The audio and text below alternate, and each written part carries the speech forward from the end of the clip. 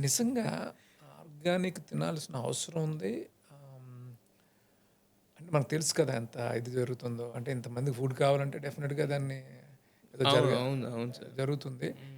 So, అది అందరికీ చెప్తే కూడా భయమేస్తుంది మనకి. ఎందుకంటే ఎట్లాంటివి వాడతారో, ఎక్కడి నుంచి వస్తాయో తెలీదు కదా మనకి. అవునవునవును.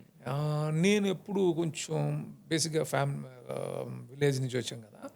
నేనెప్పుడో లాంగ్ బ్యాక్ 2007, 8 నుంచే హ్మ్. ఒక చిన్న ఫార్మ్ పెట్టుకొని అందులో నుంచి వెజిటబుల్స్, ఓకే. మిల్క్, హ్మ్. ఫ్రూట్స్ అన్నీ అందులో అక్కడి నుంచే వస్తాయి. పండిస్తూ ఉంటారు. ఉంటారు వాళ్ళు. నేను హ్మ్. పండించేదేం ఉండదు. హ్మ్. వాళ్ళు చేస్తారు. హ్మ్. అక్కడి నుంచే వస్తూ ఉంటాయి. అంటే జనరల్‌గా మనకి అంటే పల్లెటూరు నుంచి వచ్చినోళ్ళకి చిన్న సరదా కూడా ఉంటది కదా సార్! ఎక్కువసేపెళ్లి అలా తిరిగి సరదా రావడం నాకు అక్కడి నుంచి చిన్న అవేర్‌నెస్ నాకు అప్పటి నుంచి ఉంది. ఉంది. ఉంది. హ్మ్. ఉంది.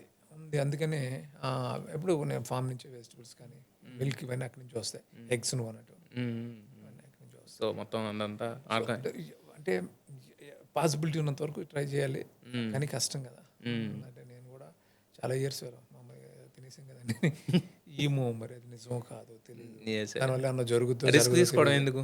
అలా పోనీ అంత ఆర్గానిక్‌గా ఉన్నోళ్ళకి రాదంటే అది గ్యారంటీ ఉండదు. అదిగా సో, ఏముంది సార్ కోవిడొచ్చిన తర్వాత ఆర్గానిక్ లేదు, ఇనార్గానిక్ మొత్తం అందరూ అంతా అదే అయ్యారు కదా! టైం ఈ ఒక టైం. పాజిటివ్ యాటిట్యూడ్ సరదా కొంచెం వర్కౌట్ చేయాలి. హ్మ్. హ్మ్. కొంచెం హ్యాబిట్స్‌కి దూరంగా ఉంటే డెఫినిట్‌గా బావుంటాం.